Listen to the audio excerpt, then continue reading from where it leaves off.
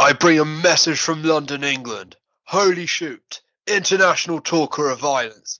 Holy shoot, gentlemen. And all around 6 sons of bitches. Holy shoot, watching on the G1. And on your listenership. Ladies and gentlemen, welcome to yet another edition of the Holy Shoot Podcast, a podcast that is all about the world of professional wrestling. I am your host, Broderick, and joining me today is the Shingo to my Will Ospreay, Sam. Hey Sam, how you doing? I feel like I am at the very least the Tanahashi to your Okada. Come on, mate. Like, give me some respect. Although I suppose Shingo's undefeated, so I'll take that. He's not undefeated. Will Ospreay beat him. He has 1 defeat and 97 victories. I think that's a pretty good ratio. He doesn't have a championship. He doesn't have a championship. That's true. He doesn't have the Battle of the Super Juniors trophy. Neither of these things. No, Yeah. That's true. Yeah. Suck it. Yeah. All right. I'll try and do better next time. I guess. Hey, look, I'd much rather be Okada as well. I mean, like, come on, like that Rainmaker entrance is far superior to that hair. Oh yeah, that's true. Tanahashi's hair is a bit. Yeah. Okada can move these days, you know. Tanahashi. He can. He's a bit shot, a bit screwed up. Tanahashi he needs a rest, but we're getting ahead of ourselves, I think. Yes, we are. So, what have you been up to the past week? Not very much in this past week. I'm boring life stuff, trying to find a new job, that kind of thing. So not much time for wrestling. Yep, same here. I said trying to find a new place. So.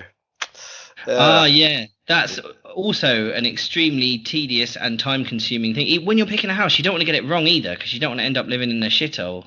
Yeah.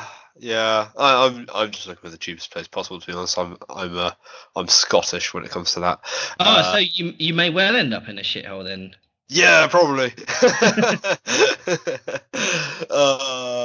Life goes downhill. Just like this pod. So yeah, that's life admin. We're not really very talkative. Not very rock and roll today, unfortunately. No, like the Sorry, everyone. I won 60 quid at a casino the other day. That was alright. And that's pretty rock and roll. Yeah, not really. I mean, 600 would be rock and roll. 60's a bit. Oh yeah, true. I mean, going to a casino, was that inspired by watching Double or Nothing, or did it have nothing to do with wrestling at all? Nothing to do with wrestling at all. I thought that. I was in the neighbourhood and I had a free chip because I'm a member, so I'm like, I might as well just gamble and pay it off for once. So yeah, really, and spent that on a Papa John's whilst watching Chernobyl. Feels very, very wrong. Oh yeah, fair enough. I mean, that's a good. Wait, hang on. Just wind that back a second. I've just caught up. You spent 60 quid on a Papa John's? No. I spent a tiny bit of it at Papa John's. Oh, okay. Because that pizza must have had like an inch of toppings on it to be a 60 quid pizza. I'd expect more than 1 inch of toppings. I'm sure there's some innuendo joke here, but I'm trying to avoid that. I was just like, oh wait, maybe this will come across wrong, so you know. Well, now everyone's thinking it anyway. Yeah. Anyway. Before this pizza chat gets too deep, innuendo. Coming up on today's show, we are just going to be having a general chat really on the Battle of the Super Juniors final, Moxley's debut in New Japan, and then a full-blown chat about New Japan's Dominion show, the true Super Showdown of the weekend. Yeah. So, our New Japan Pro Wrestling special starts right after this really short ad, and we mean really short. Oh, you didn't go for the swear there. No, and we're still recording, so. Oh, okay.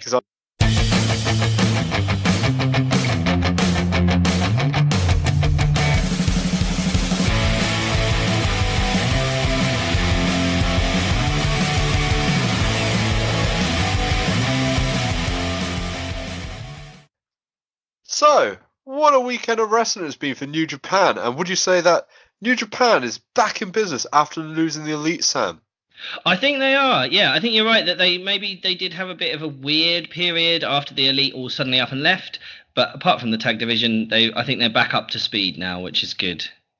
Yeah, I kind of agree with that sentiment. I mean, they took the title off Jay White, thank God. I'm joking. I don't mind Yeah. Jay White too much, but needs a bit more time, I think. Mm. But yeah, I think I think they've got everything in order. It's kind of reminds me of how they lost like Nakamura, Styles, and Gallows and Anderson ages ago, around the same period. It's the same thing with the Elite. They coped with that, and they'll cope with this, and I think they proved it with the Moxley signing. So. Yeah, exactly. Let's briefly touch upon that. Actually, we haven't spoiler alert, we haven't watched the entire Battle of Super Junior's final show, but we have seen the last two matches, and one of which was the debut of Jon Moxley in New Japan as he defeated Juice Robinson to become the IWGP United States Champion. Thoughts? I thought this was a very good match. I'll be honest, I wasn't expecting Moxley to win, but it doesn't not make sense for him not to have won. Oh, hang on, let me think about this sentence before I say it. It's not like a nonsense win, basically, for him to have the belt. That's what I was trying to say. Yeah, I mean, I was a bit shocked as I woke up and I saw the news. Like, oh, well, looks like I've got to check out that match. I completely forgot it was on.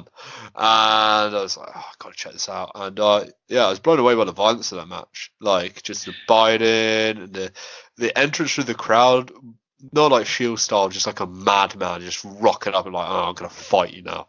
Loved all that. I loved like the elevated DDT finisher, the Death Rider. Oh, yeah, the implant DDT thing, yeah. I really like that, and I thought Juice's selling was absolutely great as well. Let's not take anything away from Juice. He cut his hair though. Oh, I know. I was shocked that he cut his hair to the point where I watched this match live on the sly. Well, not really on the sly because I was on my lunch break, but I watched it on my at my desk at work.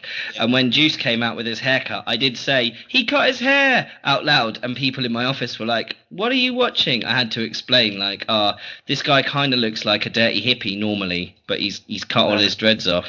Yeah. Do you think it's like a more serious time for Juice Robinson? I think, yeah, getting more serious, definitely. What's interesting is, I think they said this on commentary. When he left NXT, he went straight into the Young Lion system instead of going into the main roster. And when you go into the Young Lion system, they make you shave your head because in Japan, shaving your head is like a sign of showing submission or like showing you're apologizing or whatever, or shame. And so Juice offered to shave his head, but the New Japan guys then said, no, definitely do not shave your hair because that's what gives you, your unique look. So it's interesting that they've decided to go with, cutting his hair off now. Yeah, maybe he wanted to pay back his respect. Should we touch on the Dominion opener and his G1 entry, or should we cover that later? I mean, we could talk about it now. Why not? Yeah, let's talk about it now. We'll go through everything that Moxley did. I think he's doing great in New Japan in general. Him having a match with Shota Umino was a really good idea, I think. Yeah, I really loved how it started with Umino doing that. But that diving move, I can't think right now. Yeah, it was a front flippy divey move. I can never remember what the names of all the different flips are except the moonsault. Yeah, let's just call it a moonsault. If you don't remember it, let's call it a moonsault. It definitely wasn't a moonsault, but it's a moonsault. No, it was a forward-facing moonsault. No, either way, yeah, I thought that was cool. Yeah, a sunsault. There we go. I thought that looked cool, and then Moxley just looked like an absolute beast, beating the crap out of Umino in the match as well. I like one thing I picked up on. He's used the STF twice. It's kind of interesting that he's used that, considering that's one of John Cena's finishers. Oh yeah, interesting. I mean, I guess maybe it's a little bit of a kind of thumbing their nose to the WWE. I don't know. Yeah, but either way, I like this new Moxley. I like Death Rider. It kind of sounds like this is just fantasy booking, but I kind of want to see him as leader of the Bullet Club. Do you know what? I could definitely see that one kind of coming. Yeah. I could see Jay White's little emporium collapsing around him. Gedo turns on him, and then. Yeah, and then Moxley ends up leader of the Bullet Club. I could definitely see some Moxley Bullet Club shenanigans coming up in the G1 at the very least. I mean, it just makes sense, like with the bar type of videos and stuff that he's done. Yeah. Like he can suit the Bullet Club gimmick very well. If it weren't for the fact he's going to AEW, I'd probably think, oh, that definitely could happen. But yeah, for sure. But yeah, did you see the post match video? Yeah, his G1 thing and poor Umino. So for those of you that didn't see, normally in New Japan, for those of you that don't know, after the match, because it's presented a bit more like a kind of sporting competition than a weird, violent soap opera. I'm not trying to put WWE or any other wrestling promotion down when I say that. I don't think anyone would disagree that it's a kind of violent soap. Anyway, in New Japan, after the match, you go backstage and you have a little interview where you talk about, the match and you say what's going to happen in the future. Most wrestlers use it to do a little promo. They normally interview the two competitors in the match separately, but in this case, Moxley just drags Umino in front of the camera. Umino looks absolutely wrecked. He's got his eyes rolled back in his head. He just looks like a complete zombie. And Jon Moxley's there saying, "Come on, we're going to go out drinking. Can you drive? You need to drive me to Roppongi. Let's go out and drink lots of sake." I think he even refers to Shota Umino as my young lion now. So, looking forward to that. That's going to be his undercard tag partner for the G1 tour. It shows how much potential Moxley has outside of WWE, in the sense that is the most viewed YouTube video in New Japan's English channel. It is by a long way. Over the Bullet Club split video, which says a lot really about how big Moxley is as a signer for New Japan. And it's I mean, if they keep Jericho and Moxley on board, things are going to look bright for New Japan. Yeah, for sure. So we said we touch on Dominion later, but can't help to not discuss these shows at the same time, as they're kind of intertwined. So let's talk about the highest rated match of the year first, at Battle of Super Juniors, which is the final between Will Ospreay and Shingo. Of course, the Brit won. What do you think of Will Ospreay's win? Oi, this match was fucking ridiculous. It was just like crazy wrestling boys doing maximum wrestling. I can't even think of a way to put how insane this match was into words. Yeah. I kind of see. I'm in two minds. Okay, I don't think it's the best match of the year, which Meltzer has rated the best match of the year by giving it 5 3/4 stars is what he gave it, which is fair. Like, he's broke his own system. Yeah, he always does. Yeah, he's done it for NXT now. I mean, the world is screwed as we know it. But yeah, I think this is a great match. Don't get me wrong, but with Will Ospreay, he's a phenomenal talent, phenomenal wrestler. I really rate him highly. Top 10 wrestler in the world, without a doubt. But how much is too much? And what I mean by that is, could he do less and tell the same story? Yeah, so I was going to kind of touch on that a little bit as well.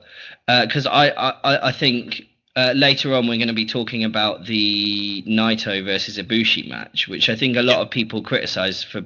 I think both of those guys, but particularly Ibushi, comes in for a lot of criticism for being quite dangerous in the ring and for taking a lot of risks. Yep. But what's interesting is if you watch a Will Ospreay match, Will Ospreay and his opponents take way more risks than Ibushi in every single match. It's just Will Ospreay seems to fuck up less, basically, so he gets criticised for it less. But it's only a matter of time. Well, he did bust the back of his head open in a horrific spot. Was it earlier this year or last year? It was taking a bump off the apron, and I remember that, and I was just like, oh. And the thing with guys like Ospreay and Ibushi, it's like, it's all great doing it now, but one day you're going to end up in a wheelchair. And that's what I fear, because I don't want that for any wrestler. He's a talented lad, and he can get away with doing much less, in my opinion. Yeah, I completely agree. I actually thought him debuting the Stormbreaker when he became the Never Champion at Wrestle Kingdom and that kind of thing, I thought that was kind of the beginning of Will Ospreay sort of not slowing down is not necessarily the right word, but maybe being more careful. Again, that doesn't feel right, but less ridiculous in the ring. And unfortunately, this match showed that no, he's definitely still Will Ospreay. Because even his match with Ibushi at Wrestle Kingdom was quite. People expected those two guys to kill each other in that match, and they didn't. Basically. Yeah, but I think they told a better story. I thought that match. I thought that match had better myself, if I'm honest. Yeah. As I said, I really like this match. It's actually the first time I watched Shingo properly, because I heard a lot of great things about him, so I actually really enjoyed watching him, and I really enjoyed what these two guys did. As part from the use of, I know it's a New Japan thing to counter everyone's finisher multiple times, and it's one of the things I don't like too much about New Japan, but I think if he went for the Oz Cutter less, because that's the first thing I remember is just Oz Cutter failed, Oz Cutter failed. And it's probably not as bad as that, but it's just like, yeah, I wish he used that move less, you know? I mean, I would agree. I actually don't think the Oz Cutter looks that great as a move either. It's kind of like the Lethal Injection, that weird kind of handspring elbow that Jay Lethal does, that the setup's really kind of convoluted and long, and for it to work, your opponent has to do a lot of standing around while you flip off the ropes and stuff. So it can often look a bit weird if they're not perfectly fluid going into it. Yeah. I think Stormbreaker's a much better finisher, basically. Yeah, I like the Stormbreaker too. Either way, we're clutching at straws here. This match is still fantastic. Yeah. Oh, yeah. One of the best. We're criticizing it because that, otherwise, what is it going to be? 5-10 minutes of us going, "Wow, this match was so good, man. Oh yeah, it was great," which is boring to listen to. Yeah, pretty much. We just, let's transition this into the Dragon Lee match. Let's go into Dominion now. Sure. So, he wins the Battle of Super Juniors final, and then for those who didn't know, he won the Junior Heavyweight title in New Japan on Sunday by beating Dragon Lee. In what was a really good match still, but one thing that really, really bugged me, and I just have to point this out briefly. How many times does Will Ospreay have to land on his feet in a match? Oh, mate, I've got a note. Enough. Yeah. Once enough. We get it. You're crazy talented. We get it, He loves that spot where the guy, his opponent tries to hit him with a move and he flips out of it and lands on his feet. Yep. And then his opponent celebrates like he's just decked him, and then has that camera shot of his opponent being like, "Wait, what the hell? He landed on his feet." It's like, yeah, all right. It was cool like the first 2 times you did it, Will, but let's not overuse that spot, please, because it is a really cool spot. But if you do it all the time, everyone's just going to expect it. Yeah, and that's the thing. Again, I'm clutching at straws here to criticize because I thought this was a really good match as well. Not as good as a match with Shingo, but I think it was kind of obvious that Will was going to win this match with Dragon Lee, and it would have felt the same way if Shingo was there. But yeah, it takes away from Will's fantastic selling. He really sold the neck in this match. Yeah, he did. Yeah. His facial reactions, it's just simple stuff like that you see missing in so many matches, and I think that's what could elevate Will Ospreay when he does slow down properly, is the fact that he has that storytelling and selling ability like very few wrestlers in New Japan does, in my opinion. Yeah, I think very few wrestlers globally do, really. Yeah. The power of selling is good, but I think that's something Will Ospreay often comes in for a lot of criticism, that he doesn't sell, or that he doesn't do storytelling, or that it's just like I think I've heard people describe him as like a reject from Cirque du Soleil and things like that, which is not really fair. I think that's lazy criticism, and this match showed it's also not true. You can have ridiculous athletic flips and still tell a story in the ring. Oh yeah, and he's always been capable of that, whether that's that ridiculous match with Ricochet that really got him on first noticed, or that match with Kota Ibushi, which is actually less flippy, back at Wrestle Kingdom, or that Fatal 4-Way previous Wrestle Kingdom as well. He's very capable of doing stuff that isn't as obviously exciting, But yeah, this match was fantastic. He's fantastic. Yeah. Lot of ridiculous high risk spots. The dive early on where Dragon Lee set up Ospreay on the barrier and then dived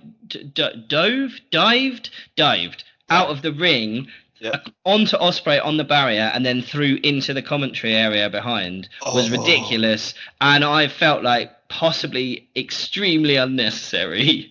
That was one spot where I was like, oh, you did not need to do that. No, we would have been perfectly happy with just a regular dive, and even then.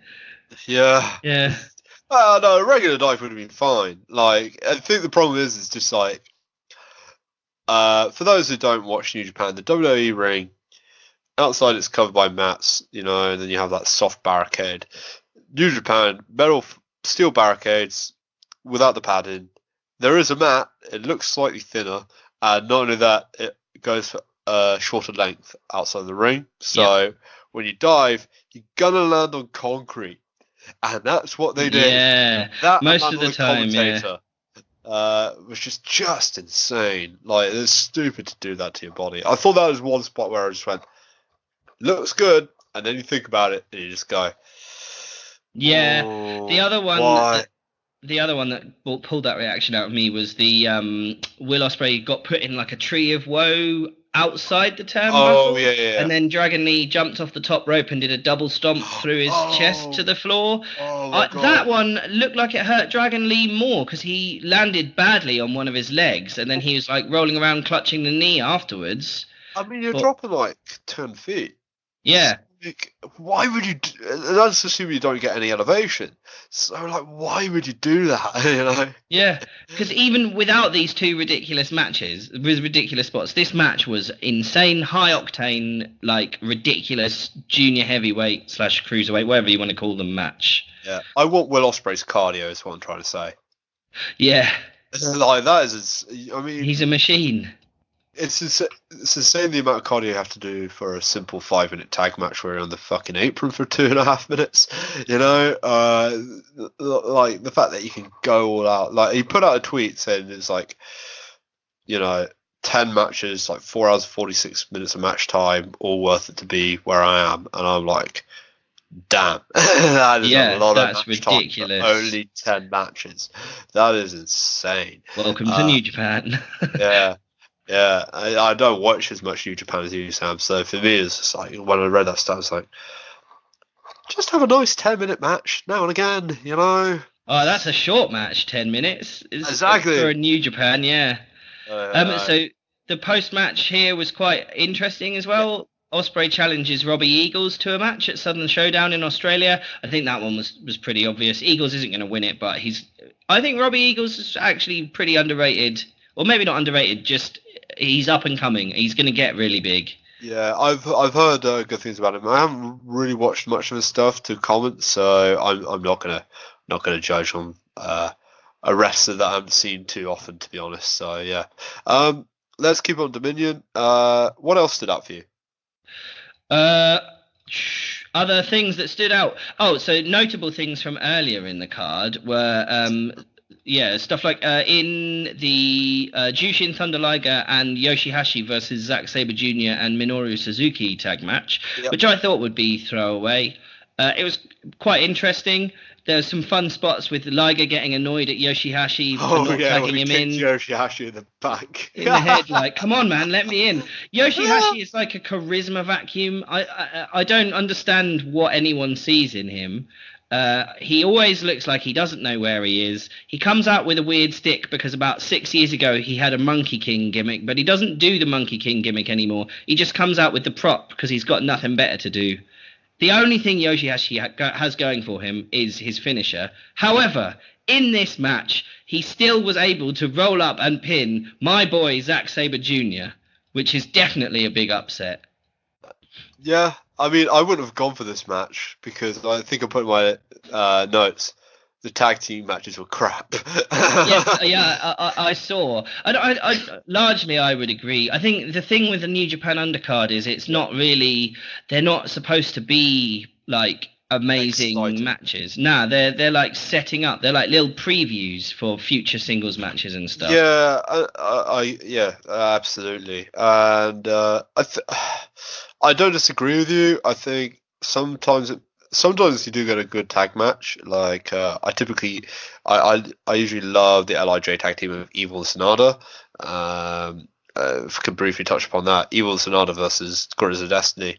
What a WWE match! Oh yeah, it was very WWE, and about the 5th time I've seen this match as well. And Evil's, yeah, exactly. I swear I've seen this match, and I don't watch much New Japan. I'm like, oh no, not these two tag teams again. That match, that is the New Japan heavyweight tag division at the moment, unfortunately. Usos versus Revival. That's basically what it is. Again, don't need to see it again. Interesting you should mention that, because in the post-match, Tama Tonga called out both the Usos and the Revival to come and challenge for their belts. Obviously, that's not going to happen, but that was the post-match comment. Yeah, New Japan, they desperately need some tag teams. I think we said earlier on, have they recovered from the Elite leaving? Yeah, mostly, but not in the tag division. No, that's very true. It's one criticism I picked up, and it's just a shame, because usually, I mean, the tag matches aren't that great on these mega shows, obviously. No. Just because they're not the highlight of the show, and it's been one thing that Gato has not been brilliant at booking, which is tag matches. So you add those two factors, you clearly don't get good tag matches, but you do usually, like 1 out of 3 usually lands, and I felt none of them really landed. I thought the I thought the other match, the 6-man tag as well, let's briefly touch upon that before we get into the more positive stuff. God. Why do you put Tanahashi and Ishimori in this match when they're clearly not healthy? Oh, yeah. So this is the 6-man tag. Yeah. Taguchi, Juice Robinson, and Tanahashi versus Ishimori, Chase Owens, and Jay White. Yeah, I didn't really get this one. I mean, I know they want to fuel the Jay White Tanahashi rivalry more, but that's about it, really. Yeah, that's all that's coming out of this match, really. And Chase Owens got to be in a match, which is good. Yeah, I really like Chase Owens' performance. I will say the positive about that was Chase Owens' performance and Juice Robinson being more serious after getting fucked up by Moxley. Yeah. Clearly saw the great character work in Juice Robinson there, and I think those two aspects worked in the tag match, the 6-man tag. The rest, nothing. Yeah. Again, it felt very WWE-esque, and you expect that. Yeah, it kind of was a bit thrown together. You're right. Yeah, it's like holla holla. Teddy Long booked that match. A lot of those kind of multi-man tags often feel a little bit thrown together. Sometimes you can get some important or exciting moments out of them, but on the whole, not really. A lot of the time, it's just an excuse to get people a payday, I think. Yeah, I think so too. So let's talk some positives. Oh yeah, sure. So we've already talked about junior heavyweight. We've already talked about Mox. And speaking of Mox, we got 2 potential entrants to the G1. Shingo being one of them. Great bout with a heavyweight with Kojima. Thought that was a great little fun match at the beginning of the card. And Kenta. Yes, yeah. Well, actually, we've got 3 because in the post-match after his match, Will Ospreay also demanded to be entered into the G1 as well. Oh, I didn't see the match. Yeah, so I did a bit of stats checking on this one. If he's allowed to enter, this will be the 3rd time the best of the Super Juniors and Junior Heavyweight champion has entered the G1. In 2000, I'm going to brutalize this pronunciation, Tatsuhito Takaiwa entered and finished bottom of his block with 1 victory. In 2007, Milano Collection AT entered and finished last in his block, along with 2 others with 2 victories. And in 2008, Wataru Inu entered and finished joint bottom of his block as well. So, if Will Ospreay enters the G1, can he do better and finish in the coveted 2nd from bottom position? That's the question. I think they have big plans for him. Yeah, for sure. I think he won't finish bottom if he gets entered. He'll finish 2nd from bottom. That'll be a huge victory for junior heavyweights everywhere. It is interesting though. Speaking of junior heavyweights, him and Shingo go straight in. Yeah. I think that's interesting. And yeah, I mean, Shingo being a junior heavyweight is kind of a joke because he's so much bigger than all the junior heavyweights. I know. It's just like they're trying to tell a story, by the way, to the listeners that haven't seen this, of Shingo fighting a heavyweight, legendary heavyweight Kojima, and it's just like, but Shingo is just as big as Kojima, so easily as big. Yeah, so and he's younger, so what's? I mean, the story worked. It was a great fun match. Don't get me wrong, watch it. It's good fun, but doesn't quite work in the sense of realism. No, you're right. I mean, they basically have the same body type and a lot of the same moves as well. For those of you who don't know, earlier on in the card, Satoshi Kojima, who's kind of like what kind of WWE? He's like a Kurt Angle kind of figure in that, like, he was a well-respected champion in the 90s and early 2000s, and now he can still do matches, but he's past his prime, and so he gets wheeled out for special multi-man tags normally, and then special singles like this. But his finisher is the Koji Lariat, which is a big, massive running lariat in the same way that Shingo's pumping bomber, which it was his finisher until he debuted Last of the Dragon, it is just another running lariat as well. And they both like big chops and stuff like that. So yeah, quite similar in those two guys. It made sense to have them in that little match. Yeah, excuse me. My sort of match too. Just two heavyweights bashing the shit out of each other with chops and clotheslines. What's not fun about that? Exactly. Speaking of people who chop other people to death, Tomohiro Ishii won the openweight title. Yeah, Tomohiro. What was a fun match against Taichi, a wrestler who I haven't seen much of. I call him like Undertaker meets Phantom of the Opera meets bad Japanese karaoke. Yeah, he kind of is. That sums him up pretty well. I love the little story beforehand. I saw like the pre-tape and trying to figure out from Japanese subtitles, but I love this explanation. It's like Taichi believes that he throws an openweight title at his opponents, believing that they should, if they want it, they should pick it up themselves. Oh yeah. And just like the belt is slightly ruined is quite funny. He's always dropping the belt and chucking it about. Taichi, when I first started watching New Japan, I hated him. Like, not in a kind of you're a heel and I hate you way. In a like, why are you on this show? Yeah. Go away, Heat. Like, I do not care about anything you do, and your intro is really annoying. And I didn't think he was that great in the ring, but I think, this match showed he actually can go. And while he's maybe not the flashiest wrestler, he's really good at playing that dickhead character.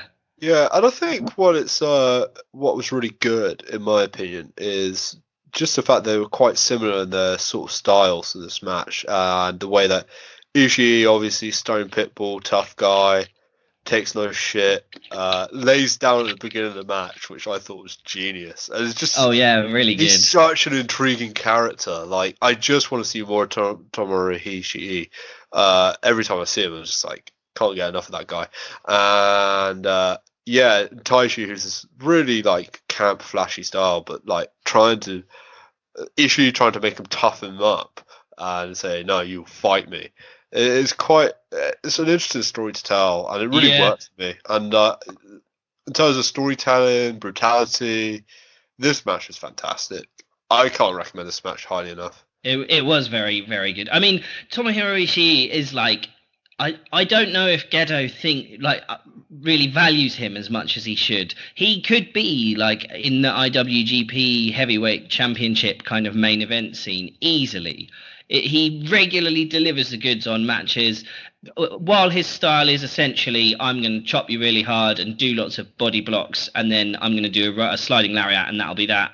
He still manages to make exciting things out of that very simple formula. Were you there for that number one contender match between Ishii and Volta at York Hall? Just on a side note, it was for the Rev Pro British Heavyweight title, for those who don't know. God, no, but I bet that the chops are still echoing around York Hall now. Oh my God, it was so amazing to watch live. It wasn't a great card in my opinion to watch live, but that main event, which was Ishii versus Volta, Shane will never see that match again until Volta probably leaves. Yeah, big flappy boys. That's not a slight on WWE and its developmental system. It'll just eventually happen probably. I thought that was a fun match to watch as well. So if you can find that match online, watch it, Sam. Yeah, I will. I'll get us sidetracked. Watching Ishii live is amazing.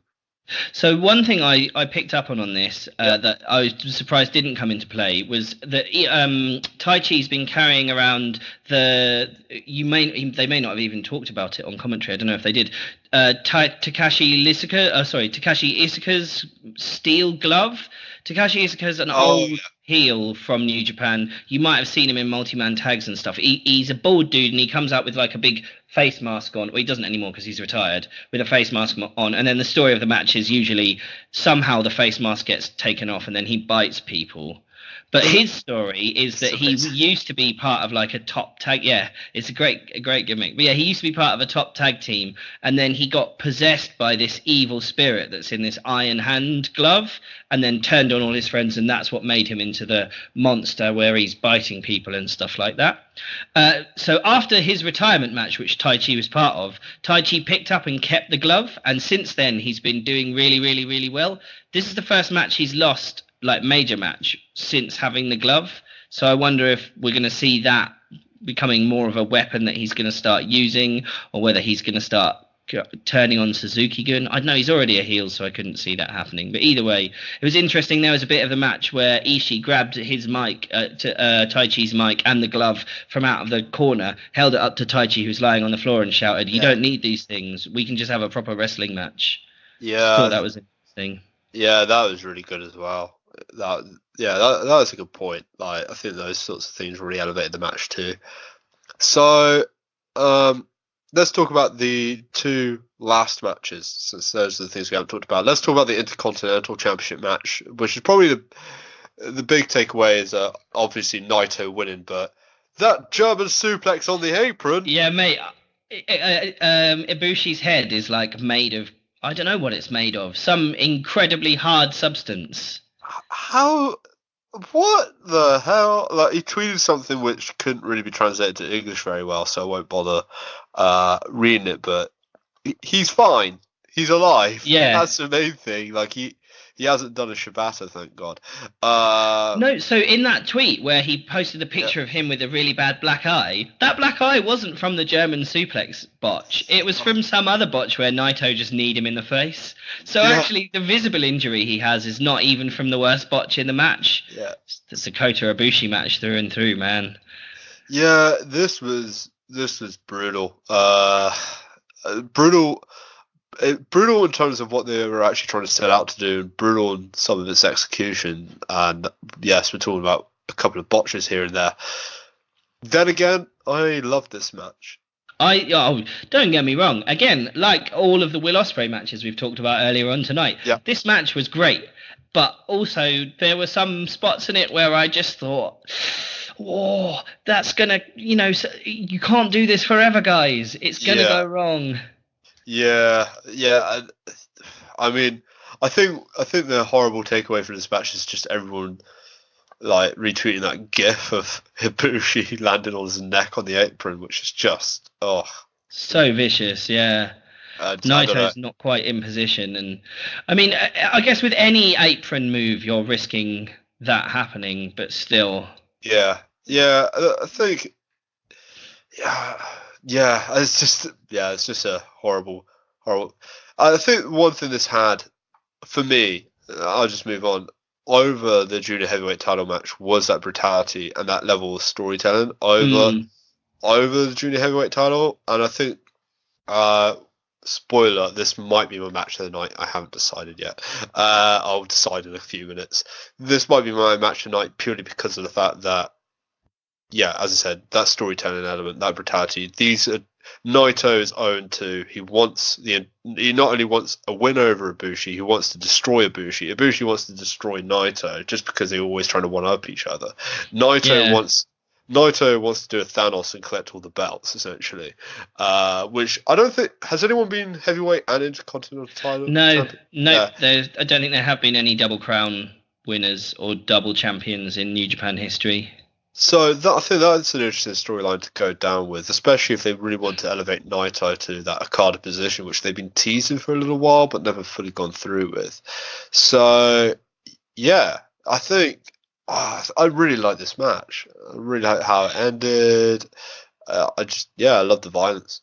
Yeah, I was surprised about Naito celebrating with the belt afterwards, because obviously the Intercontinental belt's been historically the one that he does not like. If you haven't seen before, obviously he's won the belt, the IC belt before, but sometimes he won't even bring it to the ring. He'll leave it out the back, or he takes it to the ring but he throws it on the floor, or there's like he's tried to break it on the ring steps and stuff like that, because it's not the heavyweight belt and that's the belt he cares about. So it's interesting, in the post-match he comes out and says, I actually still don't really understand how much this is worth, but it is the belt that I want right now. This is this is actually an important title to me because I want both belts now. So in the G1 I'm going after Okada. If I win that, I'll be able to be a double champion, which I could see that happening. Yeah, with the amount of title changes they've had since Omega, could potentially happen. I think the only downside to that actual story, because I didn't hear the post-match, I think the downside is potentially the fact that it devalues the Intercontinental Championship, because what he's trying to say is, I want to win both to prove that I'm the best. I really just want to be world champion. Yeah. I think that could take away from the story, or take away from the prestige of the Intercontinental Championship. I really can't say Intercontinental Championship with this. It's hard to say. But yeah. After all that work Shinsuke Nakamura put in making the IWGP Intercontinental belt mean something, because before his run with the belt, it wasn't. Again, it was kind of. Yeah, it's like the American title, the US title in WWE. Nobody really cared about it that much. Yep. But then when Nakamura held it, he elevated that belt to the point where it main evented a pay-per-view over the IWGP heavyweight match. In fact, it main evented, this is why Naito hates it so much, it main evented the match where he had his IWGP heavyweight title shot against, I think, Tanahashi, Nakamura versus... I can't remember who it was against, was voted by the fans as the match they wanted to be the main event above the IWGP match. Yeah, which is why Naito hates it so much, because it's like it represents everything he's not, in a way. Or he wasn't then. Yeah, I just thinking about that Intercontinental title match between Nakamura and Styles, and thinking what could have been at WrestleMania 30. Oh God, what a match! If you haven't seen it and you like wrestling, if you watch one match from this evening's podcast, make it the Nakamura versus AJ Styles match for the IWGP Heavyweight Championship at Wrestle Kingdom 10. It is one of the best matches of all time, no doubt. I then cry at Nakamura's laziness and the misuse of AJ Styles. Yeah. Now, if you watch that, you'll understand why New Japan fans are so bitter about WWE booking. Yep. And I'm not even that much of a New Japan fan. So, let's speaking of WWE and former WWE stars. Great transition there, if I may say so. Jericho, Chris Jericho, that is, was in the main event against Kazuchika Okada for the World Heavyweight Championship. What are your thoughts? Before I say mine, what are your thoughts? I'm curious. I mean, I thought it. Yeah. So before I say anything, what I'd like to say is Chris Jericho and Kazuchika Okada are two of the best wrestlers in the world, and they did have a very, very, very, very good wrestling match. However, both of them are capable of better. I think that match. It felt like I was expecting a barnstormer, and what I got was a good match. Do you know what I mean? So here's the thing with this main event. It started off like a typical Chris Jericho New Japan match. And what I mean by that is, from the matches I've seen of Jericho New Japan, it always starts off with a brawl on the outside, him ringing the bell, him doing the middle finger to the camera, and it's all good, but you kind of expect something different. I think one of my other complaints, apart from the fact it ended by roll-up, which is another thing which I just didn't like, and it's something that I have issue with this card, death by roll-up, because there's 2 or 3 matches that ended that same way. But it's just the fact that he went for the Judas effect when he said that's a move exclusive to All Elite Wrestling, and I'm like, Yeah, that was an odd one. What I would say about the roll up, and this is like Okada being a mega wrestling nerd. I think the reason they went for that finish is because it's the same way that Okada won the first pin against Kenny Omega last year at Dominion. So it was like a callback to that match. Was like Okada is a wrestler and he will win with wrestling, whereas Chris Jericho is a brawler and he's going to try and elbow you in the head and stuff and win that way. Yeah, I kind of agree. I think one other thing that really stood out to me is how much Jericho took control of the match. Yeah, he was definitely leading it for most of the match. Yeah, it's surprising because you don't expect that from an Okada match, and it was very much a weird heel-face dynamic, like a typical heel-face dynamic for an Okada match, which you don't expect. You expect more 50-50. Yeah.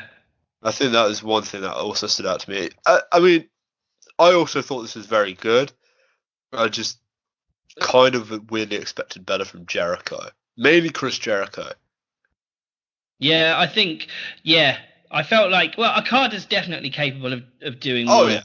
But I think I also expected more of Jericho. So, but this match did lead to the kind of having the weird roll-up type finish. Yeah. Did mean that they could do the post-match stuff, which I thought was pretty cool.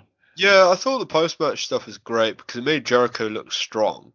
So you set up Jericho versus Okada too, and then Tanahashi comes in and gets involved, and that sets up a potential feud. I mean, I've wanted to see Jericho versus Tanahashi since Jericho was in New Japan.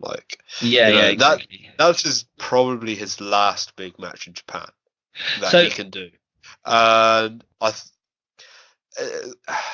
it's going to be at the Tokyo Dome, 100%. So for those of you that didn't watch, after the match, after Okada got the roll up on Jericho, Jericho immediately pops back to his feet, beats up Okada, goes out the ring, gets a chair, beats the crap out of Okada, has him at ringside in front of the commentary desk and is beating him up. And then I think Tanahashi jumps the barrier to scare Chris Jericho off. Jericho runs away, grabs the mic. He's on the mic calling out Tanahashi, saying he wants a match. He calls him Bakahashi, which apparently is like Japanese people love puns, basically. So that's a guaranteed way to get over in Japan, is to do really bad puns. Oh, wait, you're saying Becky Lynch would get her momentum back if she went to Stardom? If she went to well, yeah, maybe. I don't watch much Stardom, so I don't know if it's the same there, but definitely in New Japan they love puns there. And so then in the post match, Jericho's being interviewed and he's saying, I'm Chris Jericho, I kill people, that's what I do. I won this match. Who's standing up at the end? Me. Who's lying on the floor? Okada. Tanahashi tried to help, he couldn't help. I want Tanahashi. Maybe at the Tokyo Dome. Maybe that's where we'll do it. Happy championship, bitch. He also said maybe I'll be in the G1 in a way which very much implied that he was not going to be in the G1. Yeah. Oh, definitely not. I mean, you don't know. They may not be able to afford it, but God, that's going to cost six figures and then some. Even if they could afford it, do you think Chris Jericho could do an entire G1 tour? It's like super brutal. Yeah, I don't think he would. I think if he was younger, he would be up for it. Oh, absolutely. Yeah. Early 2000s Chris Jericho would be great in the G1. Yeah, but like he's Just seeing what he's done with Kenny Omega, double or nothing in this match, I think he's starting to slow down a tiny bit, and I think that's been pretty much obvious since the Naito stuff and the way he's gone about. I'm not sure why they didn't make this match no disqualification. I think that's the other thing. Like red shoes, rubbish referee. Yeah, I've got that in my notes. I don't know why they didn't make this no DQ instead of having the whole red shoes constantly being like, or the commentary having to constantly say, it's red shoes wants a decision. He's not going to try and stop this match. Blah blah blah. No, just make it no DQ. I think my favourite line was Don Callis just going, "Red shoes are such a pussy." Oh yeah. I'm like, good old Don Callis. What? Why are you calling him? I mean, he was, but be professional, Don. Yeah, be professional. You wouldn't say that on Impact, would you? It's 2019, not 1999, Don. Don. He's a good commentator. Leave him be. See, I really don't like Don Callis. He doesn't fuck up.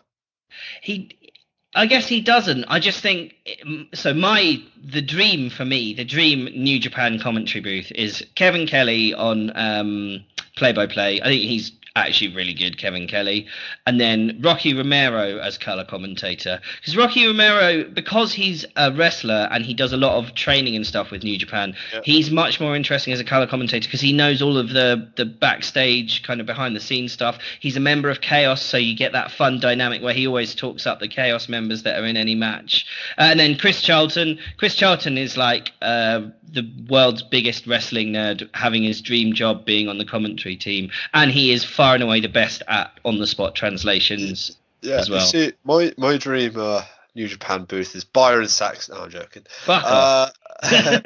No, I think I will say this in defense of Don Callis, though.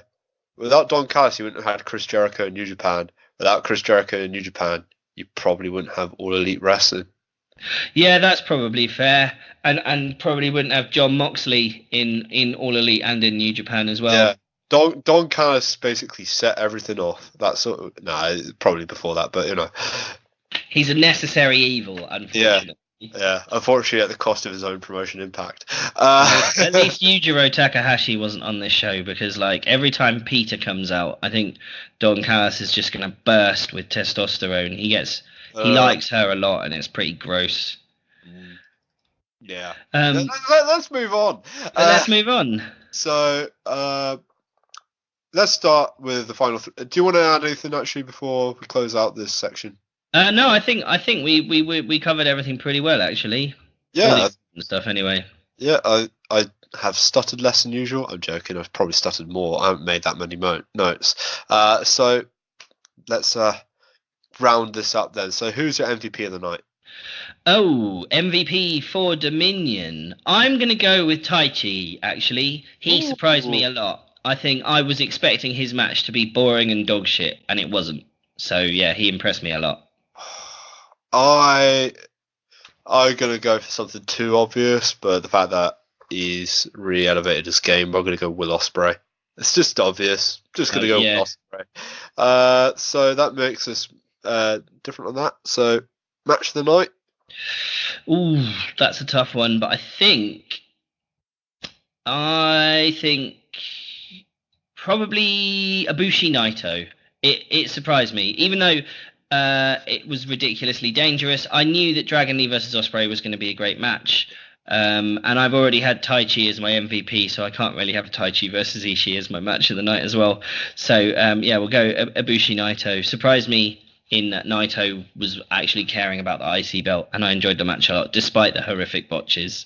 Yeah, I'm going Gorillas of... No, I'm joking. I'm going to go for Tomohiro Ishii versus Taichi. I thought this was a really fun match. Great character work, great levels of brutality. Quite safe, actually, in a weird way. Yeah, it was. Compared to Naito versus Ibushi. Great choice, by the way. Just watch this fucking card. You'll enjoy it. Yeah. If you like professional wrestling, you'll enjoy this card. That's what I'll say. But Ishii versus Taichi was the surprise standout of the night for me. Grade for the show? I'm going to go with, I think, a B+. It was really good, basically. Yeah. I gave Double or Nothing B+, but I had more fun with this card. So I'm going to give this A-. Whoa. That's a very high grade indeed. Yeah, I mean, it was a great show.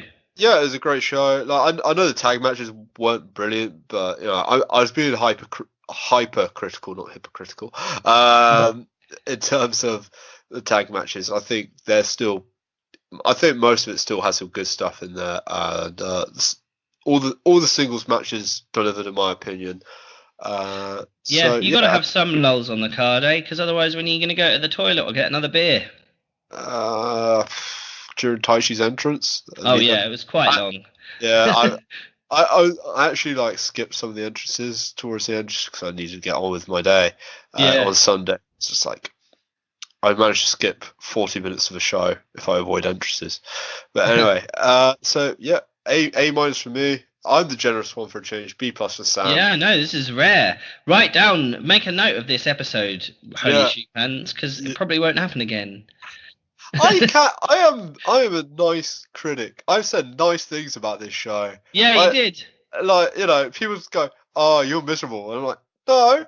I just expect better from main roster WWE. Yeah, fair. You watch Raw on a weekly basis, you just go, I want to die inside. I don't watch Raw. Is it because you haven't watched enough New Japan for it to start disappointing you yet, though? Probably. So, I guess the follow-up question, if you enjoyed this show, as someone who doesn't watch New Japan, is, are you going to watch the G1? Well, last year I watched a few G1 matches on and off, so... if you listen to our year-end review, I've mentioned a few G1 matches in my match of the year candidates. So, cool. I do observe. But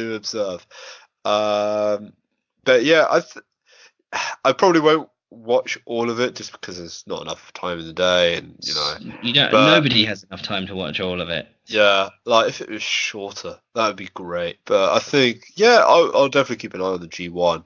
It's definitely a very interesting tournament. It's probably one of the very few tournaments that I would probably watch. I don't like tournaments for wrestling too much. There I am, back to normal negativity. Yeah, no. I think it's a league, not a tournament. Although, do you make that distinction? I definitely do. I think a league creates a lot more exciting kind of matchups than a tournament does. Yeah, I mean, I can see how it works out. Like, UFC uses a grade and ranking system, and that's pretty good. Like, if you're taking like legit sports and you want to put those sorts of elements in, and I think All Elite might do something similar to the G1 in terms of, because they say it was a wrestling league. But anyway, we're getting sidetracked. Yeah, we are indeed. If I could get last ticket to Royal Quest, I will as well.